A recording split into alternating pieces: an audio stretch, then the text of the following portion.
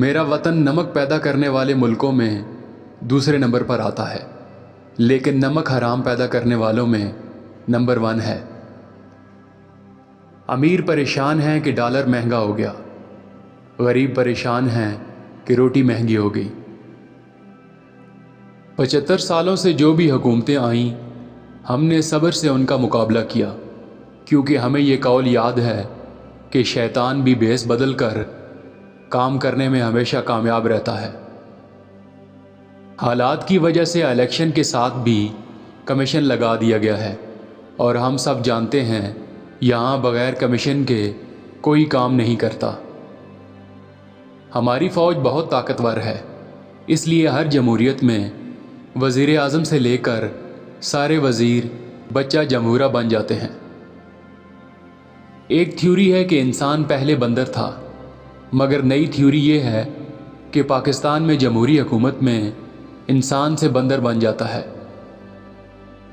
پاکستان میں قصور سویلین کا ہے، وہ اچھا کام کر کے ہی نہیں دیتے۔ ہر حکومت نے جتنا اپنا خیال رکھا، اس کا آدھا خیال بھی عوام کا رکھتی تو ملک میں مارشل لا کبھی نہ لگتا۔ ہندوستان میں پٹھان نے تمام ریکارڈ توڑ دیے، لیکن سنا ہے کہ آئندہ الیکشن میں پاکستانی پٹھان کی ایڈوانس بکنگ ہندوستانی پٹھان سے بھی زیادہ ہے۔ جو سپاہی حکم کے تحت قتل کرتا ہے یا جو سرکاری ملازم قوانین کی تکمیل کروانے میں کسی کو اذیت پہنچاتا ہے، وہ خود کو ذمہ داری سے آزاد سمجھتا ہے کہ حکم کے نوکر ہیں۔ وہ کہتا ہے کہ قانون ہم نے تو نہیں بنایا، مگر وہ بھول جاتا ہے کہ ہر عمل ایک عمل کرنے والے کی طرف لوٹتا ہے، اور ان کا عمل بھی انہی کی طرف لوٹے گا۔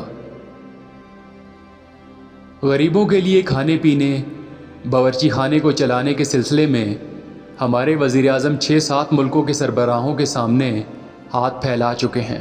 غریب کہتے ہیں کہ ہمیں بدنام نہ کریں، اپنے لیے مانگیں۔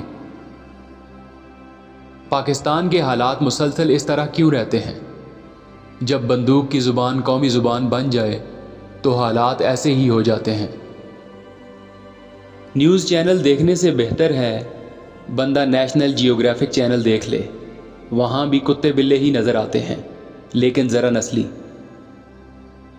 اب جن لوگوں کو ملک کی ترقی نظر نہیں آ رہی وہ بھنگ پئیں، جن لوگوں کو پہلے سے نظر آ رہی ہے انہوں نے پی ہوئی ہے۔ عاجزی یہ ہے کہ گیٹ پر کھڑے ہوئے چوکیدار کو بھی اسی طرح سلام کیا جائے جیسے دفتر کے اندر پہنچ کر بڑے صاحب کو کرتے ہیں۔